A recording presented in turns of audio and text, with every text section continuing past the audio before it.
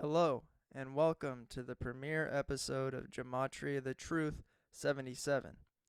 This is going to be a truth channel focused on exposing news media number rituals, inspired by the work of Zachary K. Hubbard. Today we will examine a news story covered nationally and locally about a man named Eric Munchel, who participated in the Capitol riot on January 6, 2021. My main goal is to show you that the number 57 was intentionally encoded into this story using gematria, an alphanumeric code of assigning a numerical value to a name, word, or phrase based on its letters. Beyond that, I will also show how the numbers produced by this code are relevant to the amount of days between different events. Gematria is very simple. You assign a number to each letter of a word or phrase and add it up. Different ciphers assign different numbers to the 26-letter alphabet, but today we will only use the two most basic ciphers. This is the simplest cipher, English ordinal, in which you assign 1 through 26 to A through Z. A is 1, B is 2, up to Z is 26. In English ordinal, gematria sums to 74. You can see on the bottom left that each letter of the word gematria is assigned a number which adds up to 74. Other words that add up to 74 in this cipher are English, Jesus, Lucifer, Muhammad, cross, gospel, and parables, and also Messiah, which I didn't include. The second cipher is called full reduction, which Zachary describes as the purest cipher. In this cipher, instead of assigning 1 through 26 to the alphabet, it is assigned 1 through 9, 1 through 9, and then 1 through 8, which you can see on the screen. I will be using this cipher to show how the number 57 was used again and again in this news story. As you can see, the phrase Capitol riot sums to 57 in this cipher. As a quick side note, all of my work was done on gematrinator.com, which is a gematria calculator that makes decoding words and measuring date durations very easy. Okay, so let's talk about Eric Munchel. The synopsis of his story is that he is a far-right Trump supporter who breached the Capitol building with his mother during the Capitol riot. He was photographed carrying plastic zip ties, which the media concluded were meant to be used on politicians to take them hostage. According to the media, the image on the right went viral online, and the unknown masked man was dubbed Zip Tie Guy by people on the internet. Soon after, they were able to identify him, arrest him, and put him in jail, along with his mother, Lisa Eisenhart. So now let's look at and decode a news article from the Tennessean about Eric Munchel. The article is titled, "What We Know About Eric Munchel of Nashville, Accused Zip Tie Guy in Capitol Riot." And you can see that Eric Munchel, Zip Tie Guy, his nickname, and Capitol Riot all sum to 57 in the full reduction cipher. Munchel reportedly traveled to the Capitol with his mom. Shortly before the arrest, a British newspaper, the Sunday Times, published an interview with Munchel and his mother, Lisa Eisenhart, a nurse. The Sunday Times, which happened to interview them, sums to 57. During the interview, Munchel's mother spoke about freedom of speech and then stated, "I'd rather die as a 57-year-old woman than live under oppression. I'd rather die and would rather fight." Notice that she really emphasizes her exact age as 57. Munchel has faced prior charges.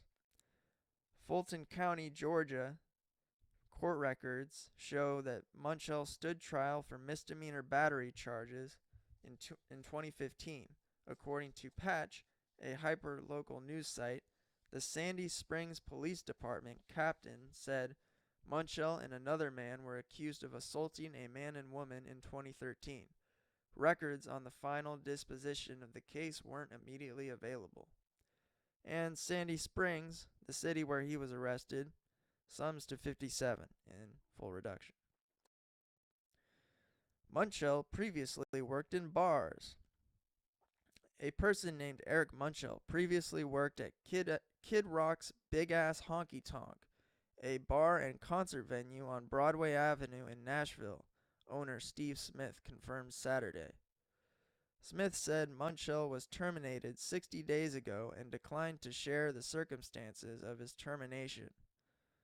So, Steve Smith confirmed on the Saturday after the riot that Munchel was fired 60 days prior. And if you subtract 60 days from the day of his statement, you see that Munchel was allegedly fired on November 10th, 2020, which was exactly 57 days before the Capitol riot. So that one's not so obvious, but it's there.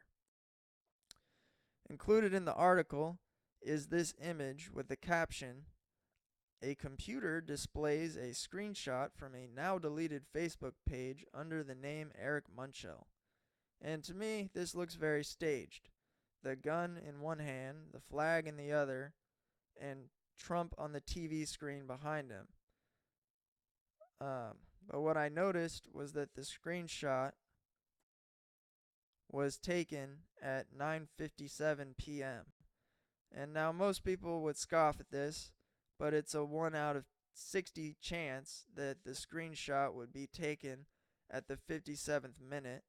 And I just don't think it's by chance, because when you see all the other 57s, it just doesn't really seem, it just seems like the news channel screenshotted it at the perfect time. Fortunately, I was able to find Eric Munchel's inmate information from the Davidson County Sheriff's Office a few days after he was arrested, and it has since been removed, and it is now impossible to find his birthday. But you can see that he was supposedly born at midnight on September 17th. September 17th is exactly 111 days before the Capitol riot. And you can see that his name equals 111 in the simplest cipher. 57 in full reduction, but 111 in the most basic cipher. Not only that, his birthday is actually a national holiday called Constitution Day, a day commemorating the signing of the Constitution in 1787. Now, this is the kind of thing that would be considered a mockery ritual. We all know how much Trump supporters revere the Constitution and often say that they would die to protect it. It's basically a big punchline. He was born at midnight on Constitution Day. September 17th is also Citizenship Day, which was originally called I Am an American Day.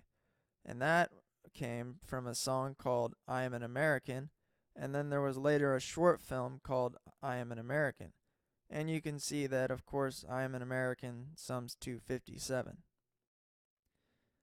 Now, when it comes to decoding words and phrases in gematria, it is very common for the number to also represent date durations, as you saw with Eric Munchel getting fired 57 days before the riot, and also his birthday being exactly 111 days before the riot.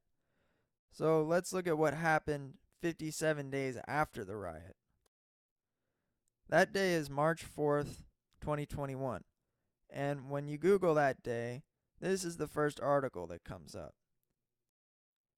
A Washington Post article about how QAnon believers have been predicting a second Capitol riot on March 4th, because it was the original inauguration day in America. And there had been online news articles about this date since the beginning of February. The article reads, "Why March 4th? Because that was the country's original inauguration day, of course. The Constitution doesn't actually set a date for the beginning of a president's term, only saying it will last 4 years exactly. But after George Washington's was scheduled for March 4th, 1789, the date stuck.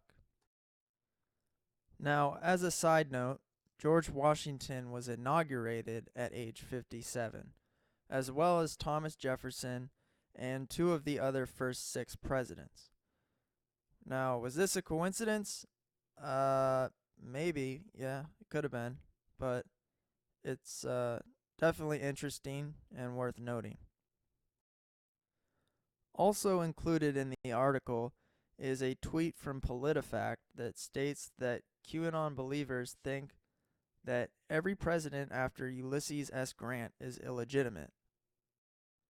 And Ulysses S. Grant was born on April 27th, 1822, which is exactly 111 days after January 6th. So, I thought that was pretty interesting. So that's all the decoding that I'm going to share for this episode. I just wanted to wrap it up with a couple of other related news headlines that use 57. You can see here that there were supposedly 57 GOP state and local officials that participated in the Capitol riot. And you can also see that 57 senators voted to acquit Trump in his impeachment trial for inciting the Capitol riot. And that's about it. So let me know what you think in the comments. Are these coincidences? Is this all meaningless nonsense? Is this proof of a computer simulation, or is this a contrived news story by the numbers? So thanks for watching. Gematria the Truth 77. See you next time.